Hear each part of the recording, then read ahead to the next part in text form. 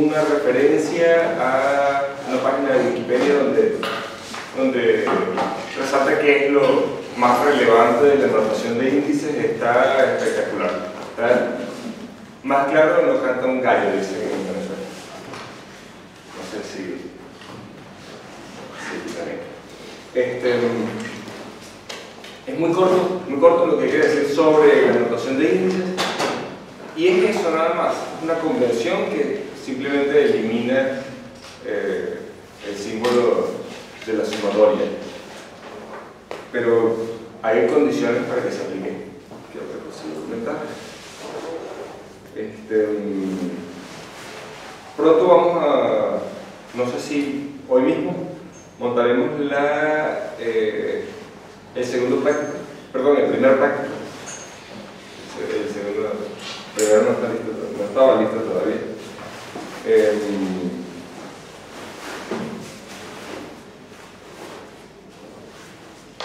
Y creo que ya con lo que veamos hoy van a poder empezar a hacer prácticamente cualquiera de los ejercicios. No sé si faltaría alguna cosa. Ok, ¿qué vamos a hacer hoy? Hoy vamos a estudiar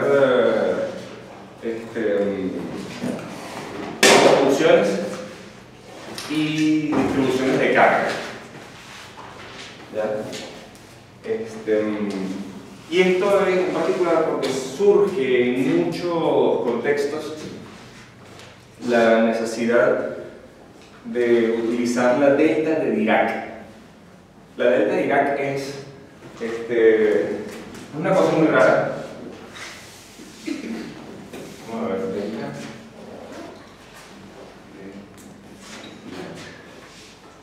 Una cosa muy rara es una cosa que no es una función y sin embargo queda perfectamente bien definido dentro de las integrales qué es lo que significa.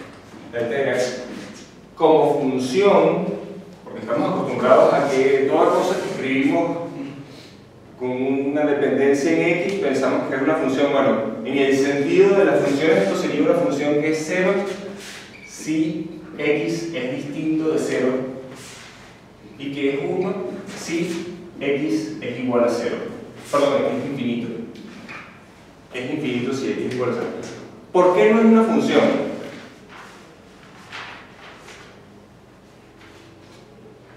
¿Por qué esto no es una función? ¿Ustedes tienen claro lo que es una función? Es un mapa desde un conjunto hasta otro conjunto. En el caso usual, las funciones en los reales, f de x es una función en los reales y el resultado va a los reales. La pregunta que estoy haciendo es: ¿por qué esto no es una función? Bueno, fácilmente se identifica un elemento que no pertenece al conjunto de llegada dentro de el conjunto de valores que se supone que ayuda a definir lo que es la delta Dirac. ¿Y por qué tiene que ser esto así? Bueno, porque resulta que requerimos el uso de funciones tales que, por ejemplo, sobre los reales, esto es lo mismo que decir la integral desde menos infinito hasta infinito en x de la delta de x, que esto sea igual a 1. Vamos a ver a continuación el ejemplo típico en electromagnetismo de la aparición de la delta de Dirac. Vamos a ver. Esto sería lo siguiente. Consideren el laplaciano de 1 sobre r.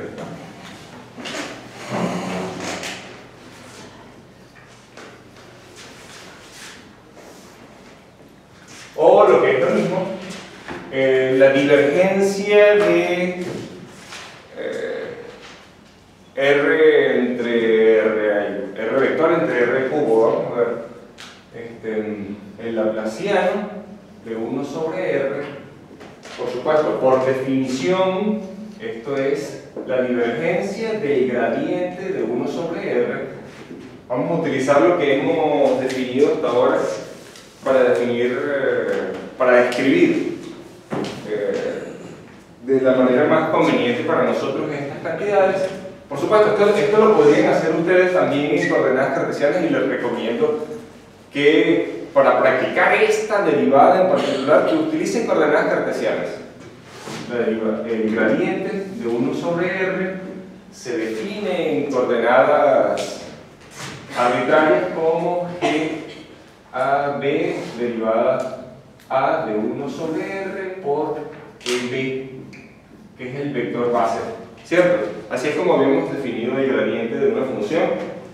En el caso particular que sea una función que depende de la distancia a un punto, lo más conveniente es utilizar coordenadas esféricas, y en ese caso G a B sería una matriz cuadrada que en la diagonal tiene 1 sobre R cuadrado y 1 sobre R cuadrado seno cuadrado de θ, ¿verdad? En coordenadas esféricas.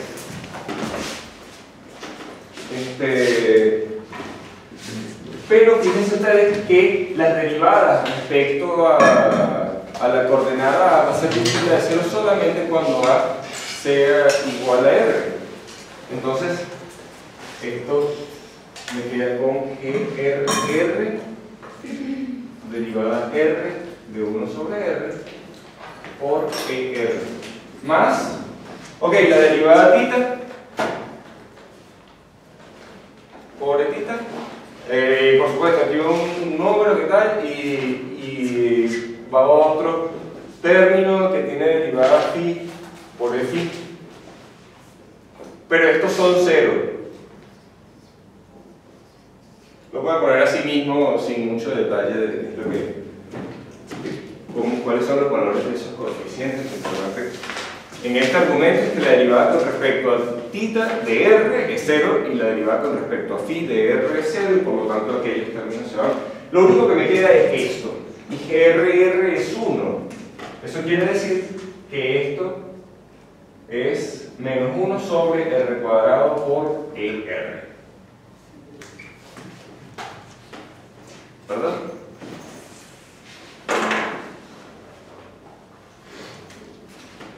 La divergencia de este vector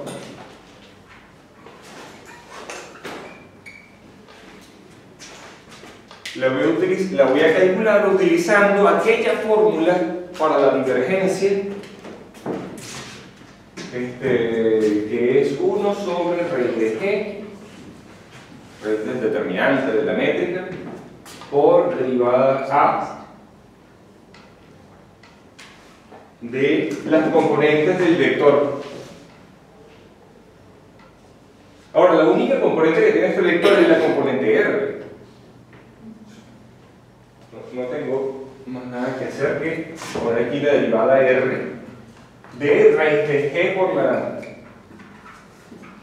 por la componente R de ese vector, que es menos 1 sobre R. ¿Verdad? Cuadrado, gracias. Raíz de G es R cuadrado seno de θ.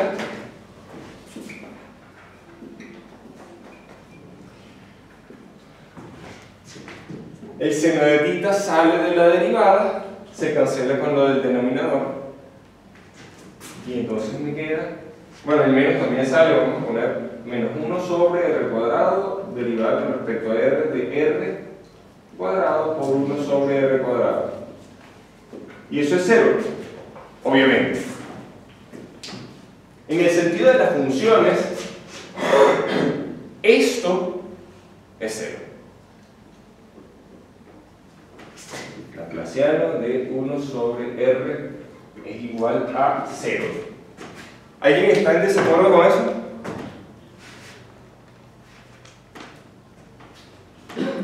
¿Qué tal si yo les dijera que este gradiente es proporcional al campo eléctrico de una carga puntual?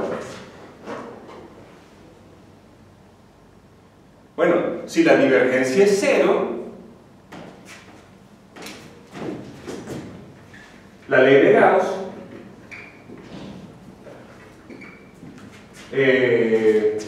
utilizando un cascarón esférico centrado en la carga esta, esto debería ser igual a la carga sobre epsilon 0, ¿no? Todos ustedes conocen ya el teorema Gauss. Si la divergencia del campo eléctrico es 0, entonces hay una contradicción. Esto no puede ser 0 y distinto de 0 simultáneamente.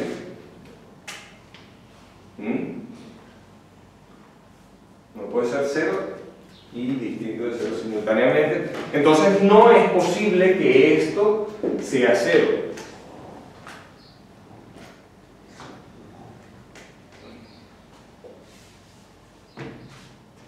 A ver, ¿cómo sería la cuenta?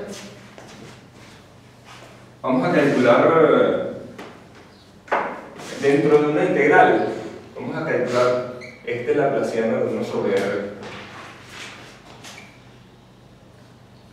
Yo ahora estoy llamando, por seguir la notación de Griffiths, estoy llamando tau. De tau es el elemento de volumen.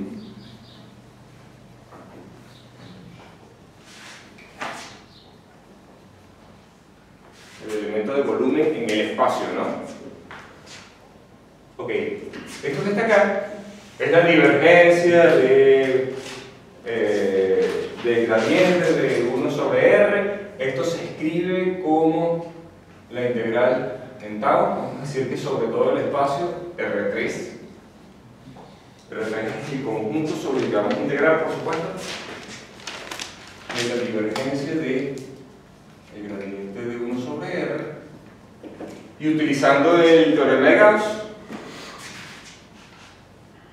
llegamos a la conclusión de que esto en el borde, perdón, aquí dije que iba a integrar sobre todo R3 y en realidad lo que me conviene es integrar para un R menor que cierto A en el interior de una esfera, ¿no?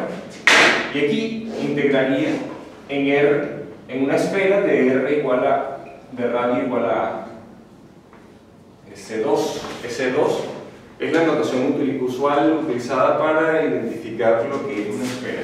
S2 es una esfera. El 2 aquí arriba lo que denota es la dimensionalidad del espacio de la esfera. La esfera es una superficie, tiene dos dimensiones. La S por sphere en inglés, ¿no?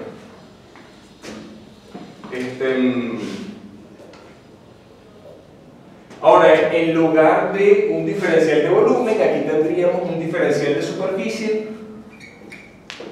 por el vector. Aquí habría que integrar. Ese diferencial de superficie es el vector normal por el diferencial de área. El diferencial de área sería el diferencial de longitud en la dirección θ por el diferencial de longitud en la dirección φ por el vector ER. ¿Sí? Ese sería el diferencial de superficie,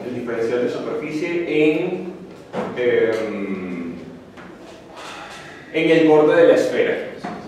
Un diferencial de superficie sería un vector que tiene como módulo el diferencial de área. El diferencial de área es base por altura. Acá, de L θ es... se calcula aquí, nosotros vimos en una clase pasada que de L cuadrado en coordenadas esféricas es de R cuadrado más R cuadrado de θ cuadrado más R cuadrado seno cuadrado de θ por de φ cuadrado, ¿cierto? Si dejamos todas las demás constantes, vamos a ver tendríamos el diferencial de longitud en la dirección en que estamos apuntando esa coordenada, ¿no? En que estamos cambiando esa coordenada. El diferencial de longitud al cuadrado, en el caso que dejemos r y phi constantes, sería de L θ cuadrado, de L θ cuadrado igual a r cuadrado por d θ cuadrado. Entonces esto será r por d θ. Igualmente, de L phi es el diferencial de longitud entre dos θ, dejando r constante y θ constante, dejando estos dos constantes. Si r es constante y θ es constante, los diferenciales son 0 y me queda nada más el último término, por lo que tenemos que esto es r seno de θ por d phi. Entonces, el diferencial de área será r cuadrado seno de θ por r, que es el vector normal, el vector que apunta hacia afuera.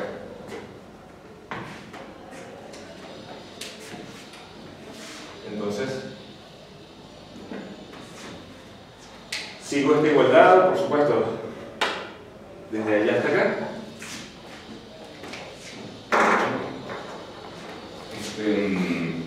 La integral de r cuadrado por seno de phi. Por supuesto, las integrales en θ y phi van en su respectivo rango. En θ sería desde 0 hasta pi y en phi sería desde 0 hasta 2 pi. Y tengo r multiplicando al gradiente. El gradiente de 1 sobre r es esto. R por esto es la componente. Es la componente. Por la métrica GRR, ¿no? Que es el producto interno entre ER y ER. Entonces, lo que nos sale de ER punto gradiente de 1 sobre R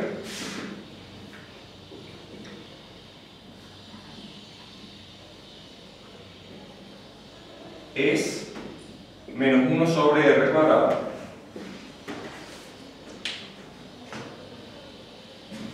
Recuerden que estamos integrando en... me confundí en alguna cosa. Estamos integrando sobre una esfera de radio A. R aquí es igual a A y aquí también. Por supuesto, yo tengo que derivar antes de evaluar, ¿no? De todas maneras, aquí ya puedo evaluar. Lo interesante es que esos términos se cancelan, no dependen de R y lo que me queda es menos la integral desde 0 hasta pi del seno de θ por d θ por la integral en d phi desde 0 hasta 2 pi, y eso es menos 4 pi.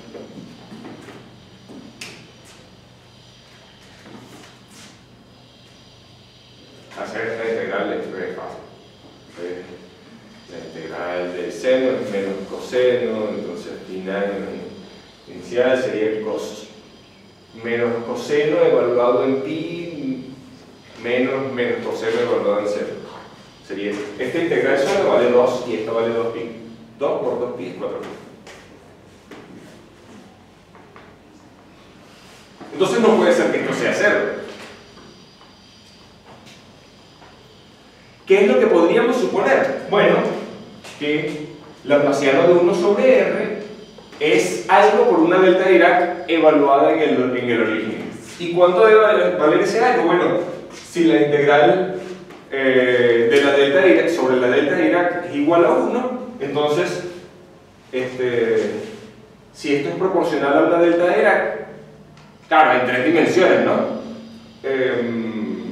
Aquí tendríamos que tener la constante que me quedó por la delta de Dirac, para que la integral sea la constante. Entonces esto debería ser menos 4pi por una delta tridimensional.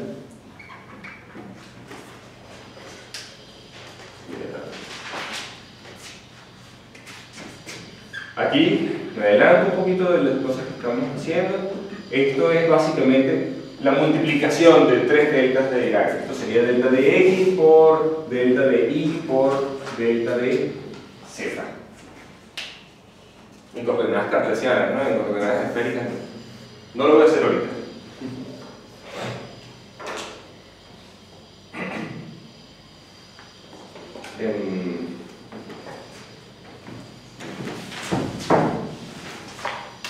Pero está en el sentido de dentro de las integrales, las distribuciones tienen perfecto sentido. Ese es todo el conflicto que tenemos, que como funciones no tiene sentido y sin embargo cuando yo las integro el resultado sí tiene sentido. Entonces, la gente para resolver este problema ha intentado varias cosas. Una de ellas es suponer que la delta de Dirac debería decir, no recuerdo si se le llaman usualmente sucesiones delta o algo así, familias delta.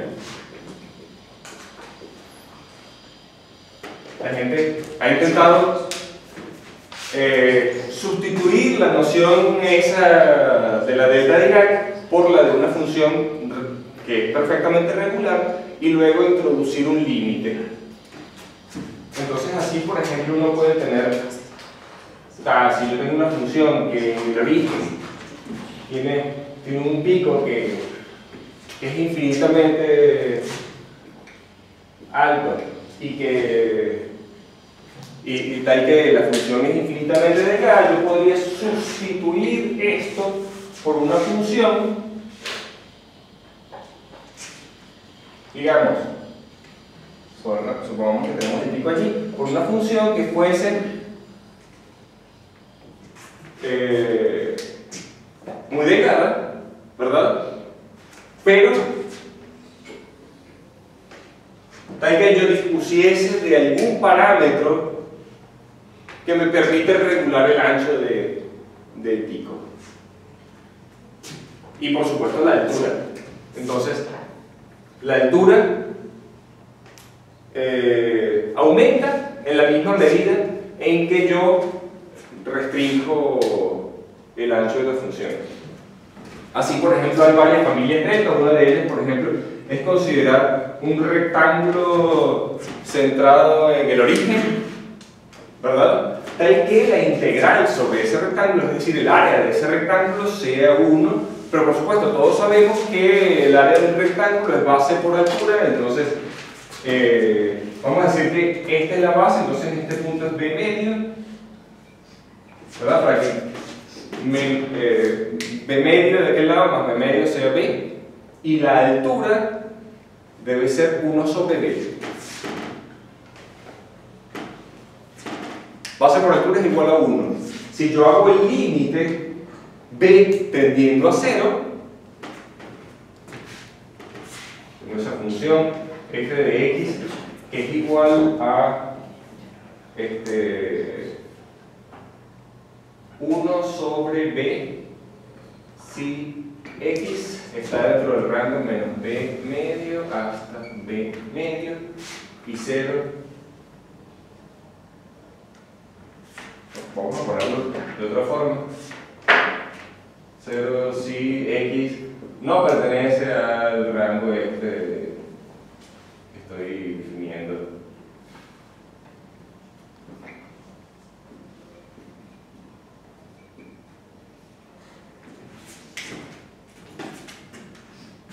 Se va afuera. Entonces, este B sería el parámetro y yo diría la delta de Dirac puede ser considerada como el límite de B tendiendo a 0 por la derecha, por supuesto, de f sub B de x.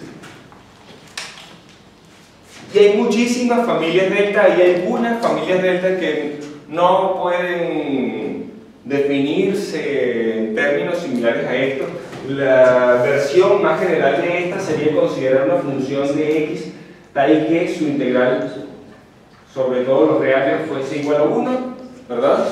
Y entonces utilizar esta misma relación para definir una nueva función. Vamos a ver, yo definiría f de f sub epsilon de x como 1 sobre epsilon por f de x sobre epsilon.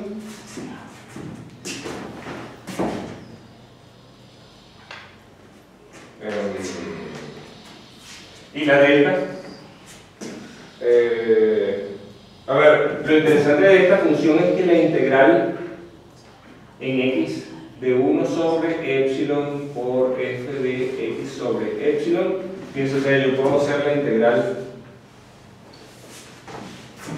cambiando de variables. Llamo, por ejemplo, y a x sobre epsilon, y entonces esto se escribe como una integral en y sobre los reales también, por supuesto, de f de i, pero ya yo había garantizado que esto era 1. Entonces, independientemente de epsilon, esta función tiene integral igual a 1, y por el otro lado, fíjense ustedes, cuando epsilon tiende a 0,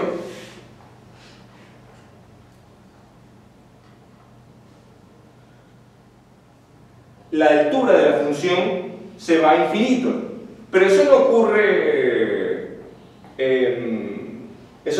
para x distintos de 0, porque fíjense ustedes, si una función tiene integral de menos infinito a infinito que se va a una constante, eso quiere decir que la función tiende a 0 en más y menos infinito. Si no tendiese a 0, entonces la integral no podría ser constante. Entonces, al integrar entre menos infinito e infinito la función, eso restringe los valores de f en más y menos infinito a que sea 0, y cuando epsilon es muy grande, cuando epsilon es muy pequeño, estaremos evaluando la función en valores de x sobre epsilon muy grande, ¿verdad? Si es para un x finito. Por ejemplo, vamos a ver cuánto vale f de x sobre epsilon en x igual a 1. Bueno, si epsilon tiende a 0, estamos evaluando a f en infinito. Entonces, esto es una familia delta. En términos generales, claro, existen muchas familias delta que son ampliamente usadas. Una de ellas es una en que se representa como una gaussiana, pero es de este tipo, pues, es de este tipo. Y la gaussiana tiene propiedades muy buenas que la hace fácilmente trabajable, pues, como regularización de una delta directa.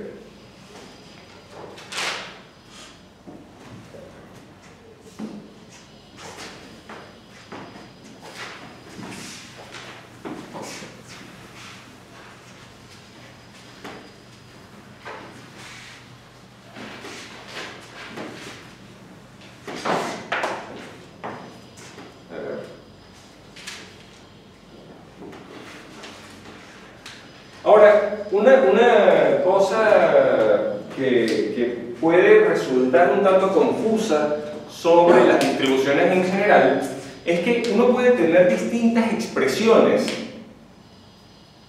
que den como resultado la misma integral cuando yo las integro. Expresiones que son diferentes, que en el sentido de las funciones lucen diferentes, pero cuando yo integro esas funciones el resultado va a ser idéntico. Por ejemplo, cuando yo lo multiplico por una función arbitraria, supongo que sea f de x una función regular.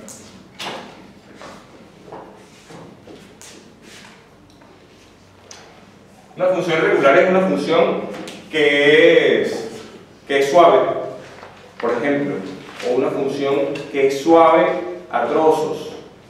Es decir, que es infinitamente derivable en determinados intervalos.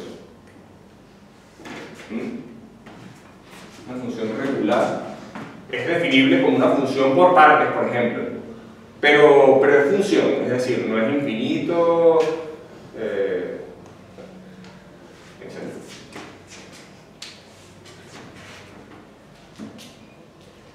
Si yo tengo dos distribuciones, es decir, dos funciones que contengan deltas de Dirac, por ejemplo, si D1 y D2 son distribuciones,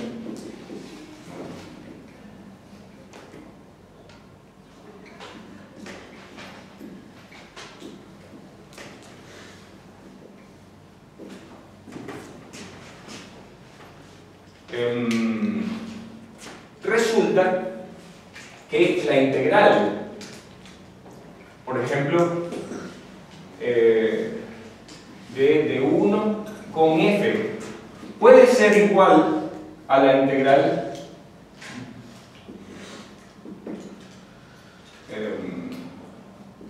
de 2 con f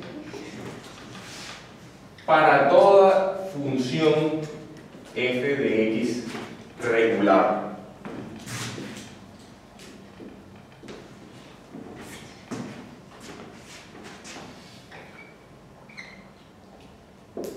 Entonces, ¿qué estoy diciendo yo? Si de 1 y de 2 son distribuciones y si se cumple esta identidad, es decir, las integrales entre los productos de estas funciones, ¿verdad? De 1 con f y de 2 con f son iguales para toda función f que yo ponga acá. ¿Qué concluiríamos nosotros respecto a estas dos cantidades si fuesen funciones? Que son dos funciones iguales. Bueno, nosotros vamos a concluir aquí que de 1 es igual a de 2, pero en el sentido de las distribuciones.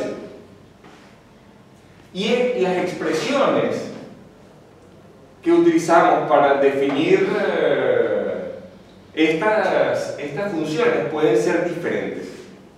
Eso, por ejemplo, ocurre suponiendo que,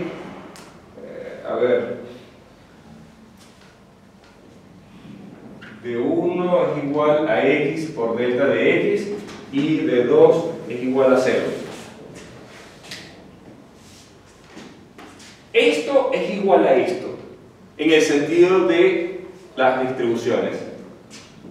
¿Por qué? Porque si f es una función que es regular, no se va a infinito en ningún sitio, ¿no? Si yo lo multiplico por x, bueno, es ahora otra función regular. La delta de Dirac, ¿qué hace? La delta de Dirac,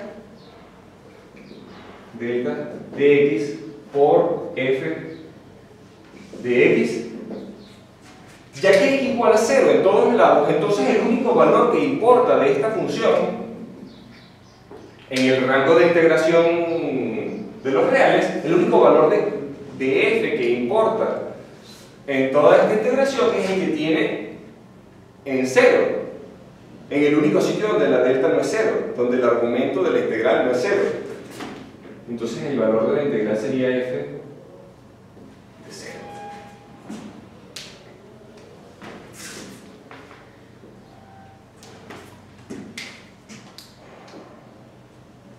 Entonces, a pesar de que se escriben distintos, x por delta de x y 0 son lo mismo.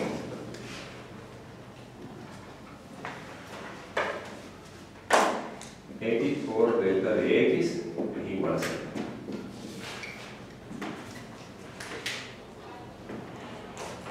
Bueno, de pronto estoy siendo un poco apresurado con algunas de las afirmaciones que estoy haciendo. Todo esto cobra sentido dentro de las integrales.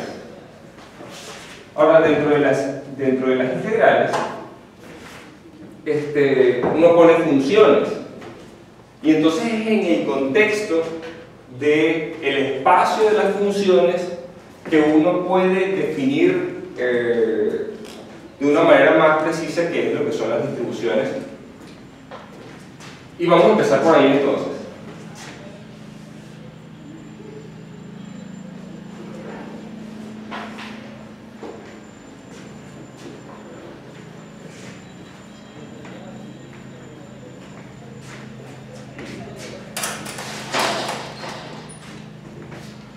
¿Qué es un espacio de funciones? Un espacio donde cada uno de los puntos es una función específica. Por supuesto, existen infinitos tipos de funciones y este sería un espacio infinito dimensional. Por ejemplo, ¿qué funciones podríamos considerar? Los polinomios. Cada polinomio es distinto a cualquier otro.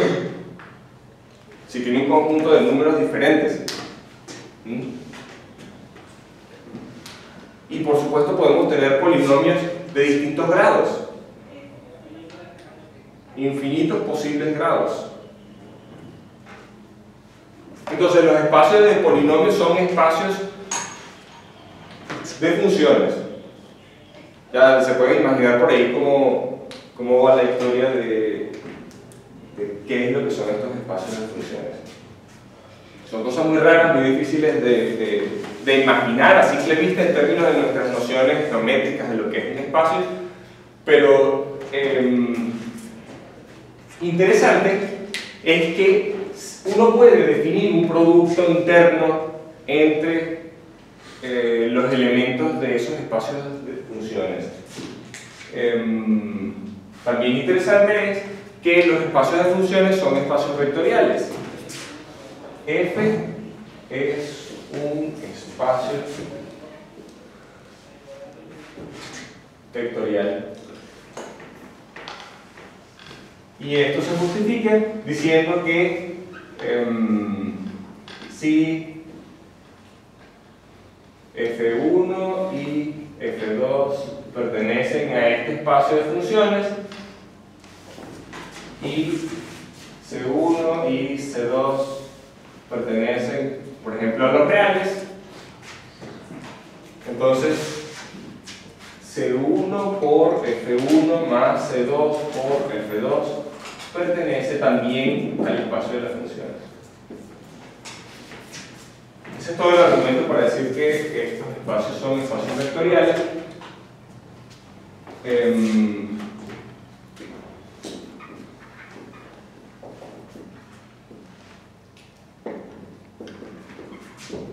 Un producto interno entre elementos de este espacio vectorial puede ser definido utilizando, por ejemplo, la integral entre dos funciones.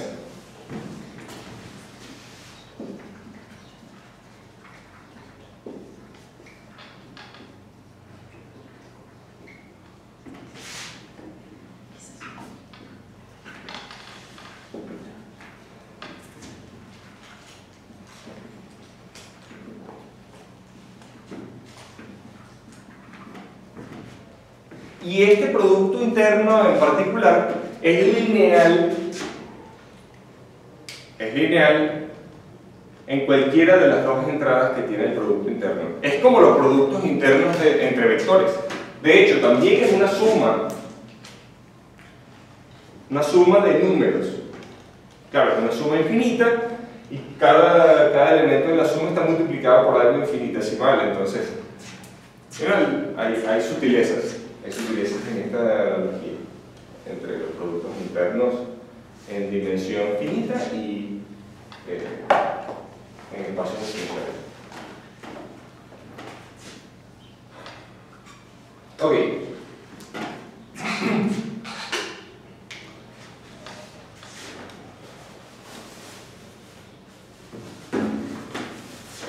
Ahora, las distribuciones como tales, nosotros queremos asociarlas a cantidades como la delta de Dirac, ¿verdad? Claro, esto, digamos, yo estoy enfocándolos a ustedes en lo que queremos ver, ¿no? Aunque toda la definición podría haberse, todas estas definiciones podrían haberse hecho en un principio sin hablar sobre la delta de Dirac. Supongamos que nosotros queremos un contexto donde es definible la delta de Dirac. Bueno, vamos a construirlo entonces. Resulta que la delta de Dirac, cuando actúa sobre funciones regulares, pudiera estar bien definido o no. Supongamos que f fuese una función que tiene un quiebre en x igual a 0. ¿Qué valor ponemos aquí? ¿El de la izquierda o el de la derecha? Esto no estaría definido si esta función no fuese continua en x igual a 0. Entonces, para poder utilizar, para poder definir la delta de Dirac correctamente, vamos a restringir las funciones que queremos considerar a lo que se llaman las funciones de prueba, que son funciones que son infinitamente derivables y que son cero afuera de cierta región. Entonces vamos a poner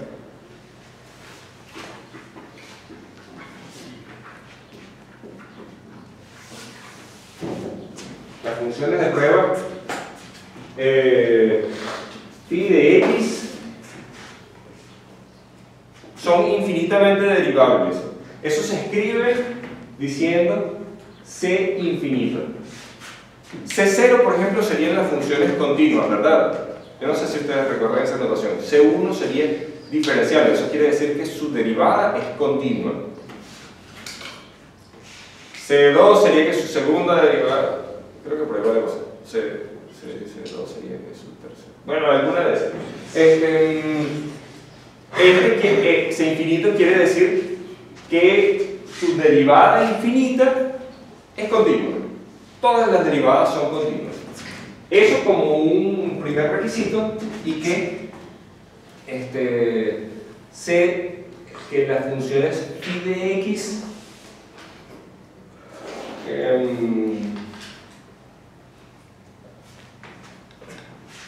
están definidas distinto de cero solamente dentro de una región cerrada. Vamos a escribirlo así.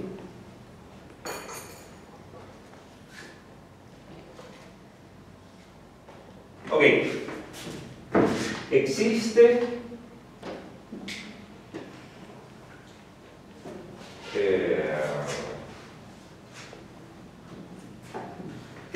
una posición mayor que cierto valor, tal que la función es 0 para todo x mayor que ese valor. Entonces, existe un x tal que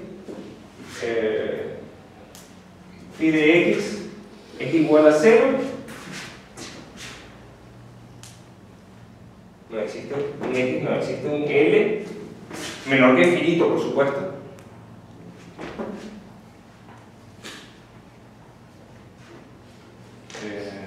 Tal que phi de x es igual a 0 para x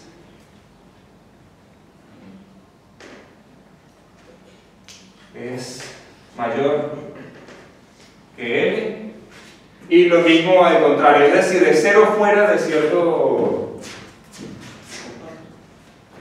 valor. Vamos a poner eso. Tenemos que si nos restringimos a una parte,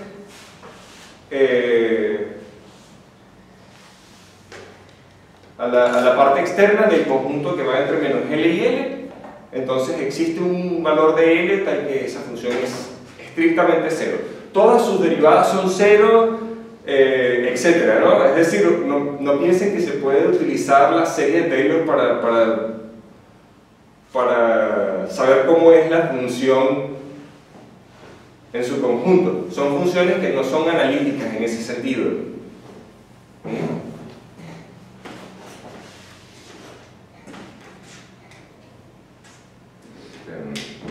Solamente ahí hay una manera más bonita de decir eso que ahí.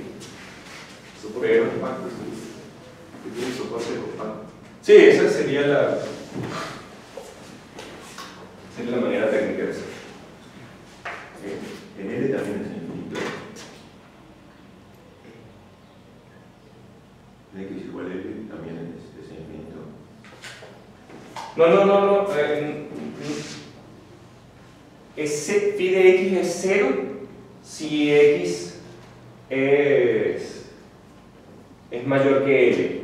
Pero nota que la función sea infinito.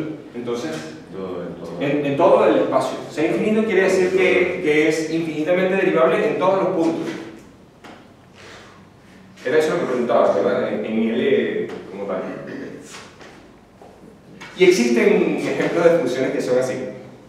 Una de estas funciones, a ver, un ejemplo sería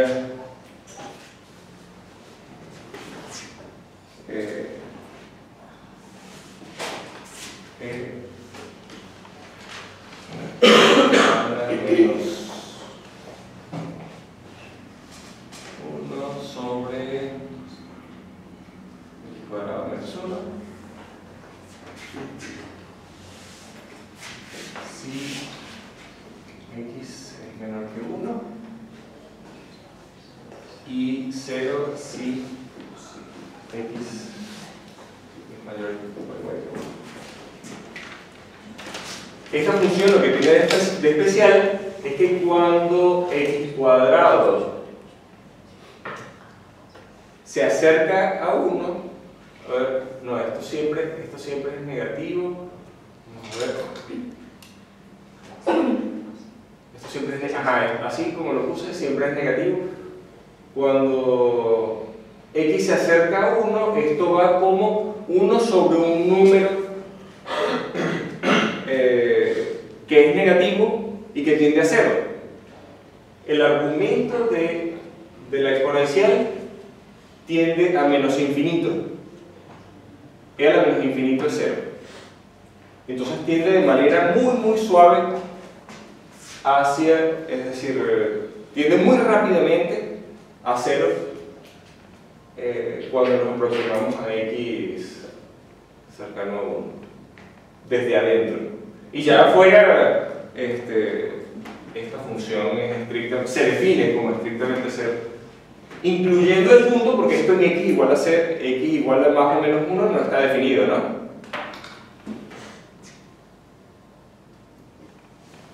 Eso como un ejemplo, no que lo vayamos a utilizar propiamente.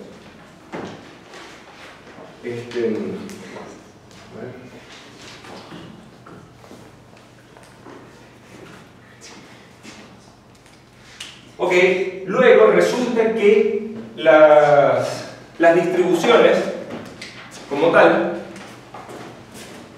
por supuesto, uno puede ayudarse a definir las distribuciones en términos de funciones, pero las distribuciones en el sentido más general serían definidas a través de la integral directamente. No. Entonces decimos para esto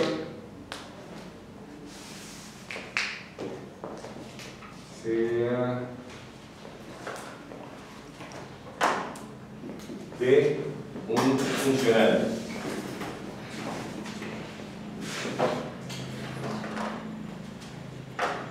funcional es una función de funciones, ¿no? Tiene como argumento funciones. ¿Qué sería esto? Esto sería un número.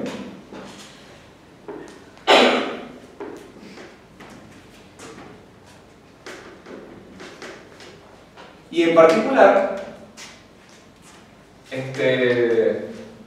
podemos restringir el dominio de los funcionales. Entonces, para definir lo que son las distribuciones, nosotros vamos a restringir el dominio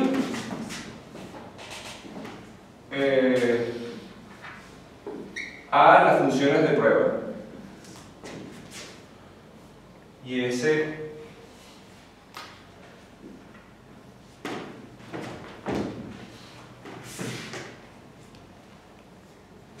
espacio de las funciones de prueba se denomina D.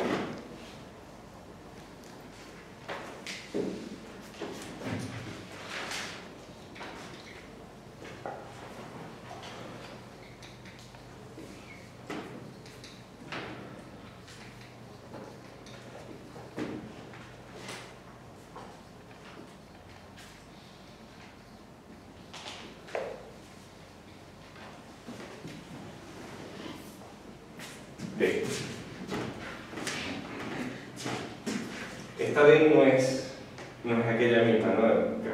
Pura casualidad que elegí la letra D pensando en una distribución.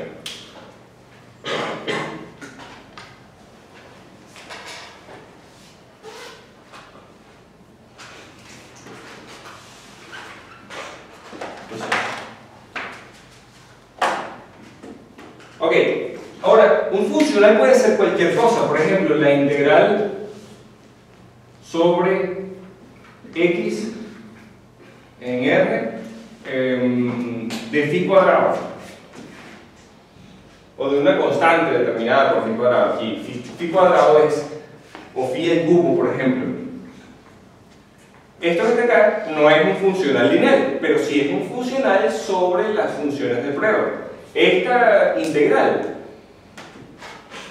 va a ser una constante para toda función de prueba, porque la función phi no se hace infinito en ningún lado, tiende a cero afuera de cierto rango, entonces esta integral va a ser finita. Está perfectamente definido en el sentido de los funcionales. Esto que está acá es menor que infinito y es un funcional, pero no es un funcional lineal. Los funcionales lineales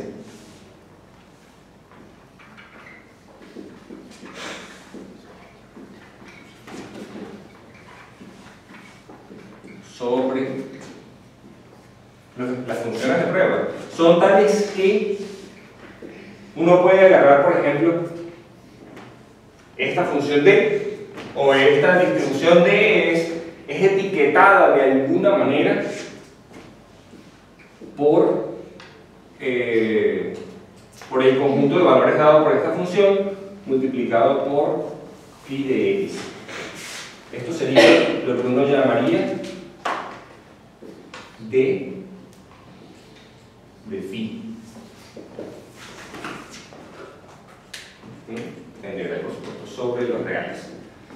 Y esto es un funcional lineal porque de una constante por phi, una constante por phi sería otra función de prueba, ¿verdad? Una función de prueba distinta. Son distintos valores. Por ejemplo, en x igual a 0, esto sería 1 sobre e. Bueno, si yo lo multiplico por c, sería c sobre e. Es otra función. Pero esto sería c por el valor del funcional que ya habíamos definido antes. Esto es una característica común de todos los funcionales lineales.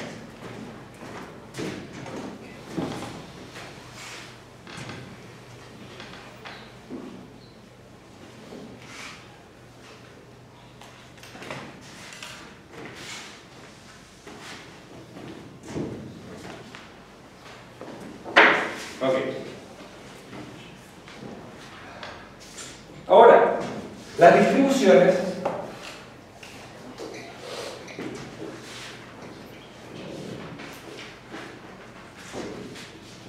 son los funcionales lineales continuos sobre las funciones de prueba T. ¿Qué quiere decir esto?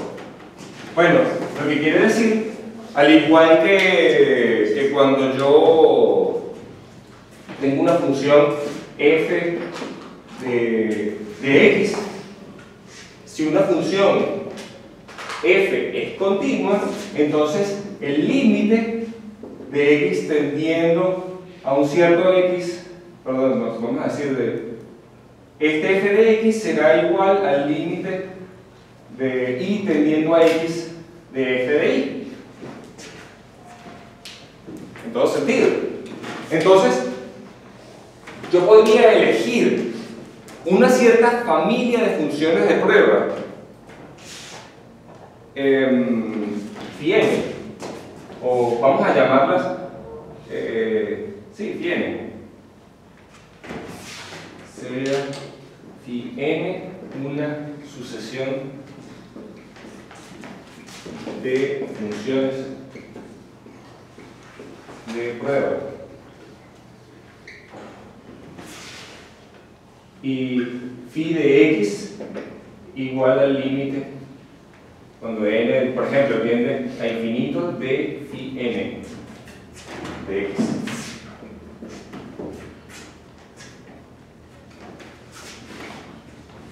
Entonces, resulta que D es un funcional continuo si phi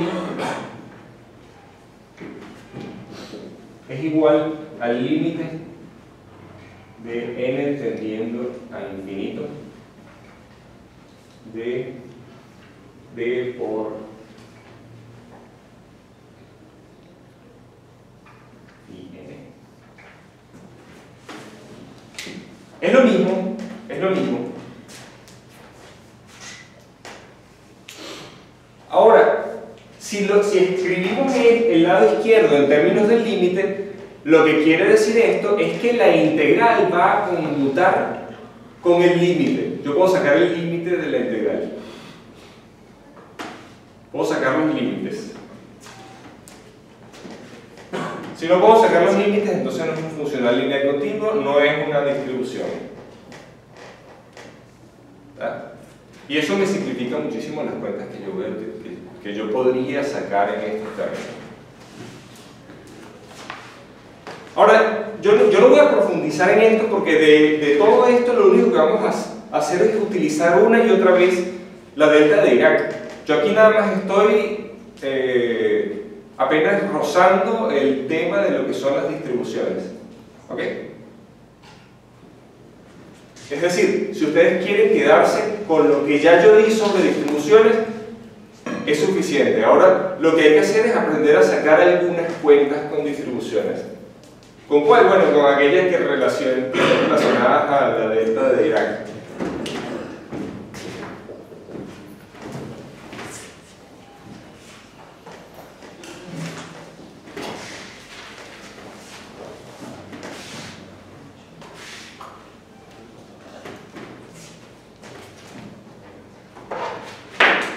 Entonces, como tal, la delta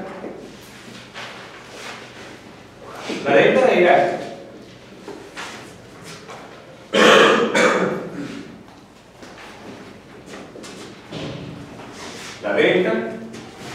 vamos a decir, esta delta lo que sería como tal dentro de una integral es una función que evalúa un funcional que evalúa la función sobre la que está actuando sobre el punto cero. Entonces vamos a etiquetar la distribución con el punto cero aquí. A este punto lo llamamos el soporte. Esto sería el soporte de la función. Esta distribución, actuando sobre una función f de x, ¿qué es lo que hace?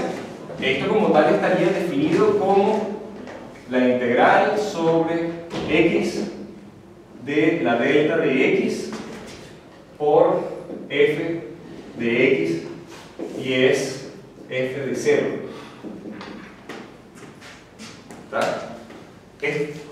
La distribución delta lo que hace es evaluar las funciones en el punto, en el soporte. Ese soporte pudiera estar en otro sitio y por eso vale la pena indicarlo acá, ¿no? Delta de 10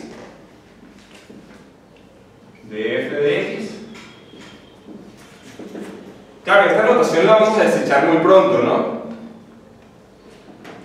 Pero esto se escribiría como delta de x menos 10.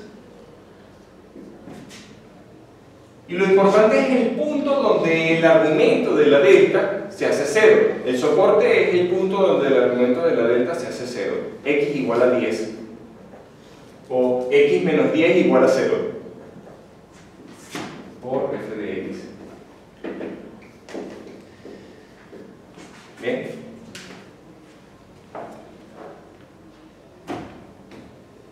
Hay algunas otras distribuciones que son también interesantes, o que se utilizan mucho, mejor dicho. Por ejemplo, una de ellas es, por ejemplo, la Heaviside. La Heaviside se denota por una teta mayúscula. La letra griega teta, ¿no? Mayúscula. Se define como 1 o 0 si x es mayor que 0 o si x es menor que 0. Fíjense ustedes, como nosotros estamos definiendo las distribuciones a través de una integral, a la integral no le interesa el valor que toma la distribución en un punto. No le interesa el valor en el sentido de las funciones, ¿no? No le interesa el valor que toma la función en un punto.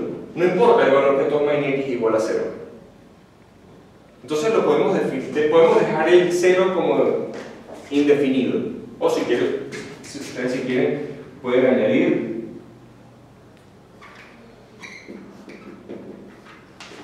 esto. Pero esto no va a influir en lo absoluto en las cuentas que vayan a utilizarse en términos de las Heaviside. Por ejemplo, las Heaviside por phi de x, una función de prueba, sobre r. Bueno, esta integral, como la función esta se define por partes, como la función aquella se define por partes, nosotros podemos separar esta integral en dos pedazos. La integral desde 0 hasta infinito más la integral desde menos infinito hasta 0, ¿verdad? Pero la integral desde menos infinito hasta 0 es 0 por phi por dx, y aquí es dx por 1 por phi. Esta integral es 0 y entonces solamente me quedará la integral desde 0 hasta infinito en x de phi de x. Muy bien. Regular con el tiempo.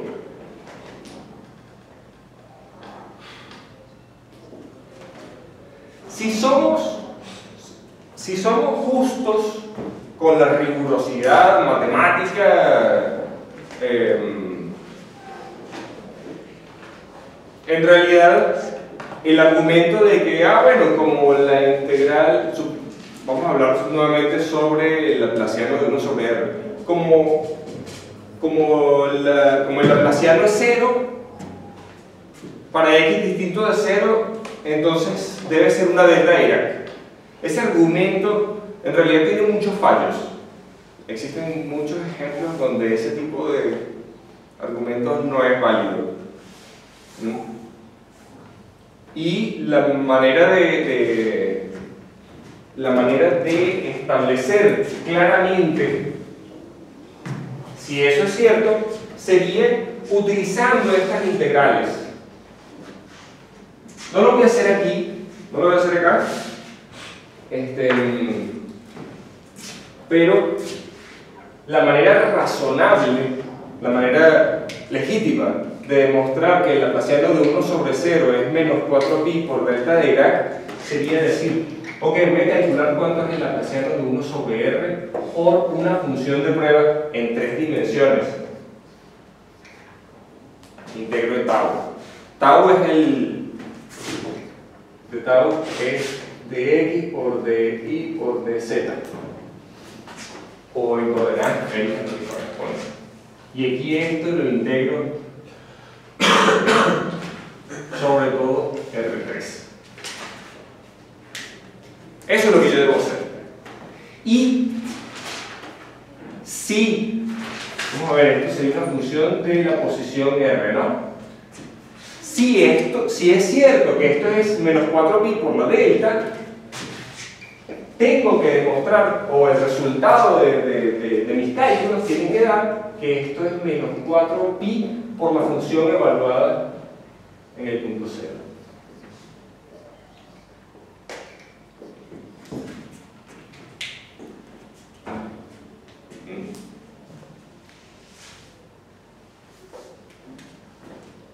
Entonces esto está por demostrarse.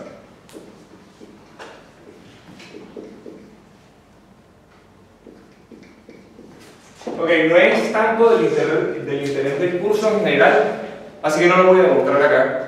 Todos aquellos interesados pueden intentarlo por su lado, y si no les cuadra, consultar conmigo. ¿Muy bien?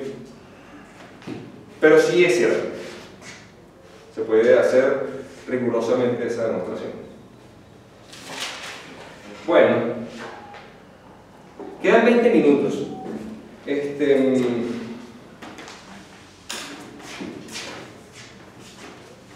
Teniendo más claro qué es lo que es una delta de Dirac, podemos entonces hablar sobre distribuciones de carga.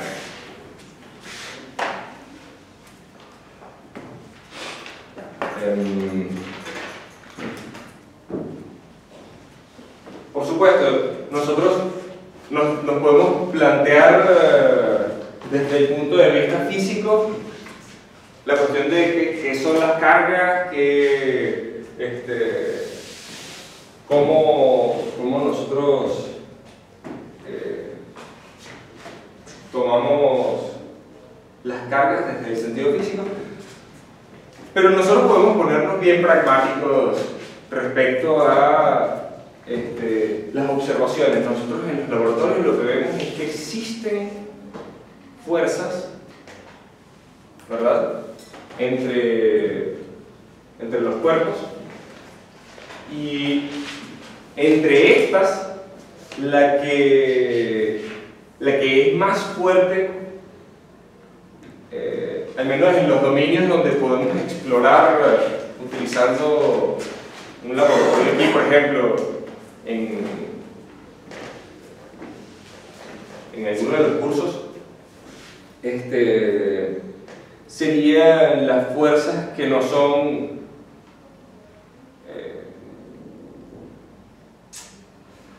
las fuerzas serían las fuerzas eléctricas, ¿verdad? Pero básicamente nosotros lo que hacemos es observar que existen montones de fuerzas que pueden estar afectando algún fenómeno que nosotros observamos, pero si empezamos a desmenuzar la razón por la que ocurren estas fuerzas, nos vamos a quedar con apenas dos fuerzas, que serían la fuerza gravitacional y la fuerza eléctrica.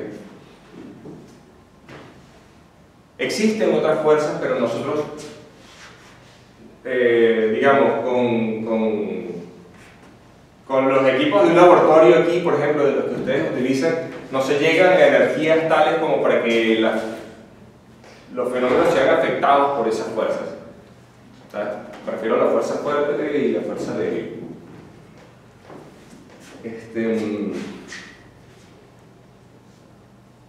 Entonces, nosotros ¿cómo caracterizamos la fenomenología de esta fuerza? Bueno, primero que nada hay que cuantificar las intensidades, las características, etc. Esto es lo que hizo Coulomb.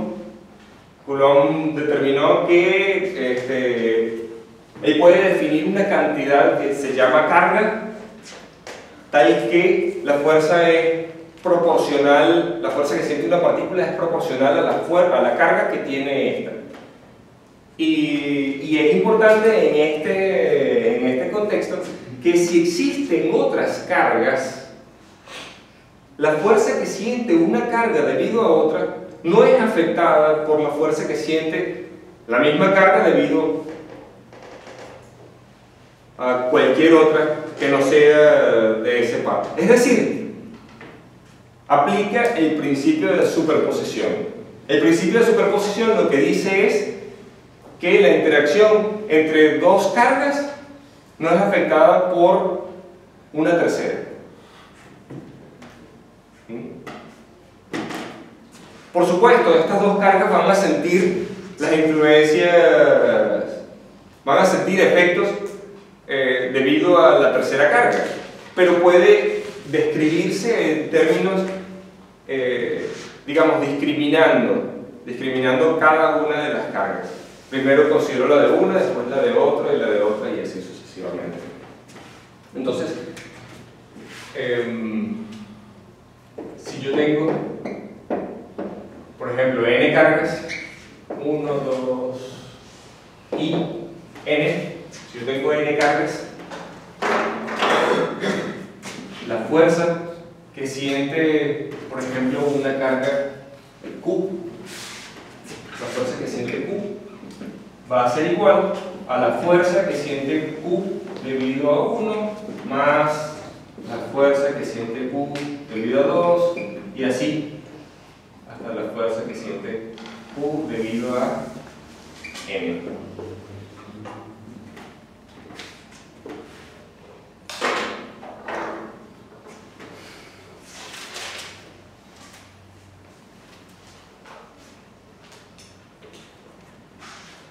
Y cada una de estas fue identificada por Coulomb. La fuerza que siente Q debido a Q mayúscula debido a Q minúscula sería una constante que llamaremos constante por Q minúscula por la posición de la carga Q mayúscula menos la posición de la carga Q minúscula entre RQ menos RQ. Esto al cubo. Si estuviésemos interesados en ver cómo es, digamos, aquí hay una descripción que usualmente se hace, es proporcional al producto de las cargas y es inversamente proporcional a la distancia que las separa y va en la dirección que las une, ya sea hacia afuera si las cargas son iguales o hacia adentro si las cargas son diferentes. ¿Ah? No nos vamos a meter con esta descripción. Sí, voy a notar que esa es la razón por la que no voy a utilizar esta letra. En el Griffith utilizan la letra R para referirse a RQ menos RQ. Pero yo lo voy a llamar delta R. ¿Está? A mí me parece muchísimo más fácil escribir esto, entonces yo voy a estar escribiendo esto. No me sale ni siquiera. Ok.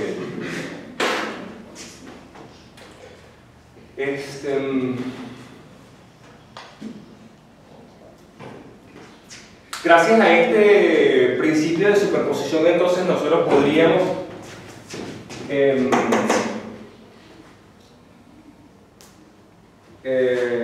utilizar como herramienta de cálculo una cantidad que se llama campo eléctrico.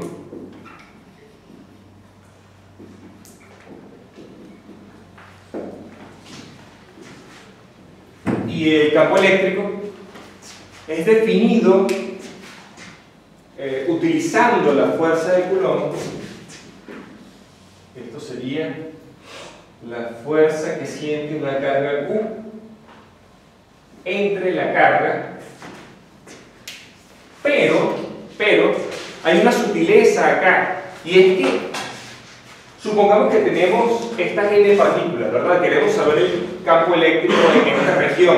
Resulta que si yo pongo una carga Q allí, eso va a afectar el campo eléctrico. Esta carga va a afectar el campo eléctrico. Entonces, ¿qué hace la gente normalmente? Dice, bueno, esta carga tiende a 0. Y entonces el campo eléctrico se define en términos solamente en términos del resto de las cargas, porque esta carga es demasiado pequeña como para ser considerada. Entonces, se pone el límite cuando Q tiende a 0 de este cociente.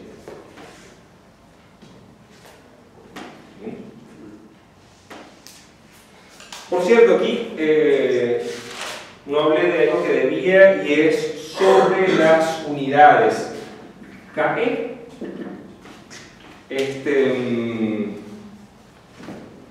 KE relaciona la intensidad de las fuerzas, el producto de las cargas y las distancias, ¿verdad?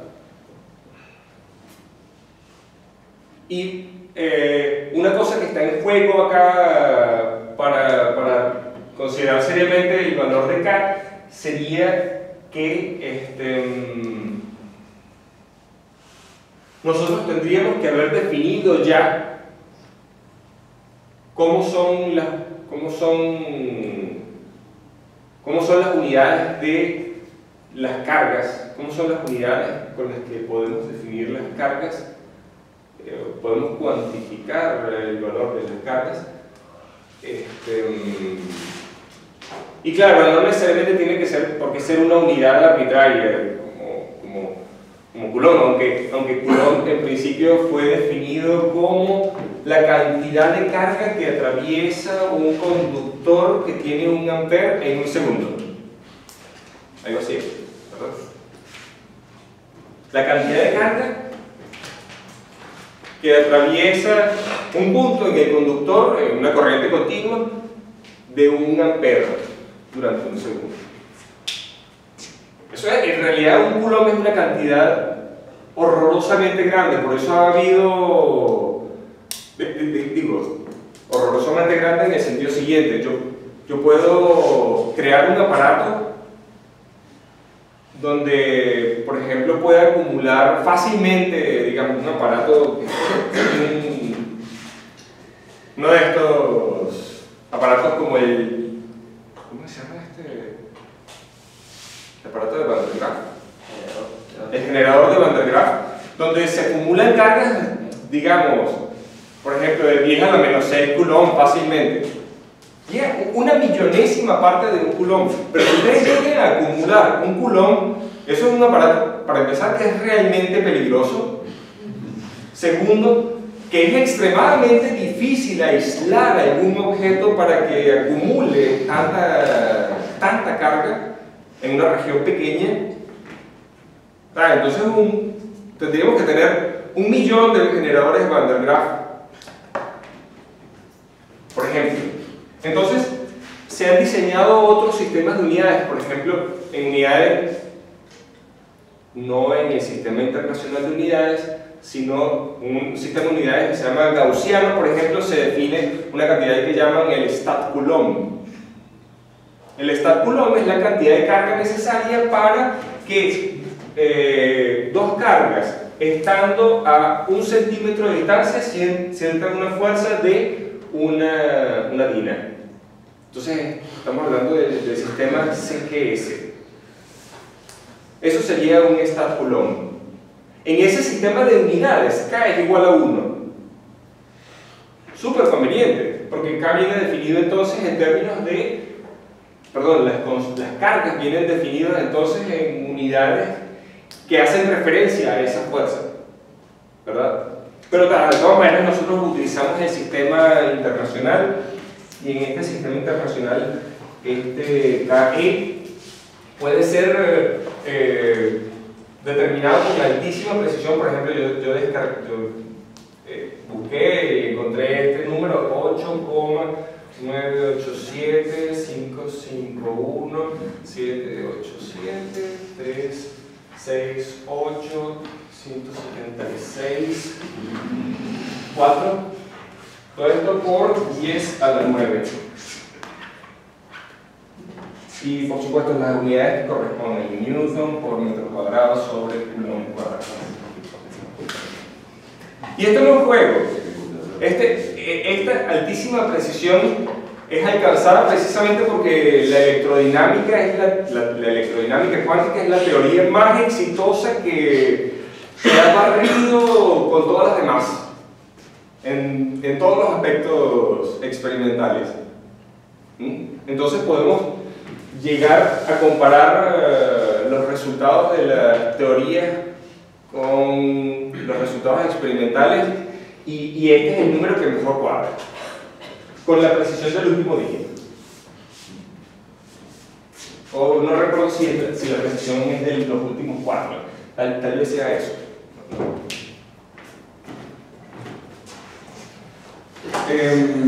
Hay otras maneras de representar K, por ejemplo 1 sobre 4pi epsilon 0, y epsilon 0 es una constante que llaman permitividad eléctrica y se utiliza en muchos más contextos que K. K se utiliza prácticamente de manera exclusiva con la ley de Coulomb, el campo eléctrico, el potencial eléctrico. Pero más nada, epsilon 0 en cambio de permitividad eléctrica se utiliza en más circunstancias porque está asociado también a la capacidad que puede tener un capacitor. Y de hecho, epsilon 0 se puede definir como, vamos a dar el valor reducido de epsilon 0, es 8,85 por 10 a la menos 12 faradios faradios por metro. Esto estaría asociado a la permitividad del vacío. ¿Cómo se polariza el vacío entre dos placas conductoras? Entonces, me permite a mí calcular la capacitancia, pues, cuántos farades tiene un conductor de placas separadas por 1 metro sería eso.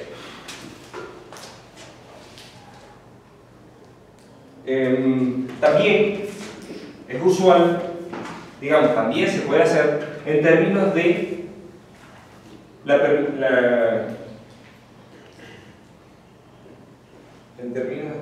permeabilidad magnética, que llaman μ sub 0.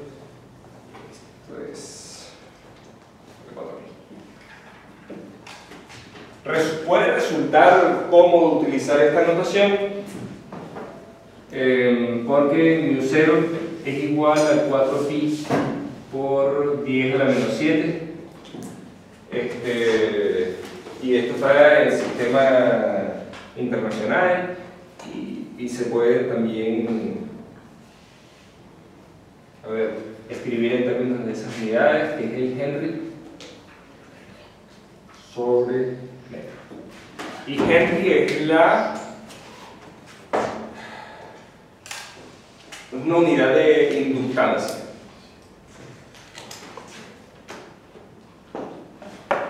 A ver, ¿queda tiempo?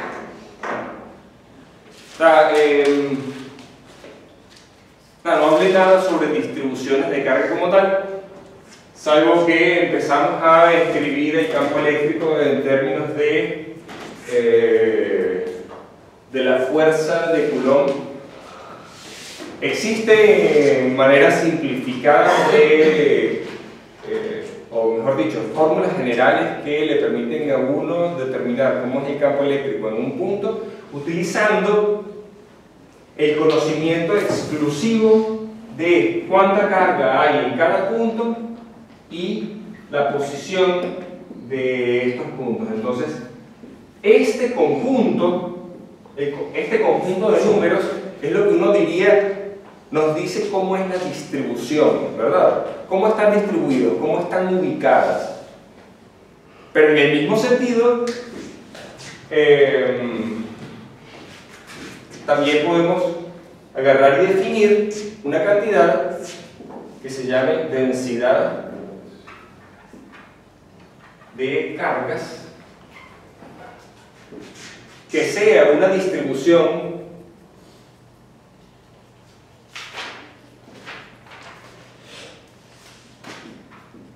en el sentido de las distribuciones, ¿no?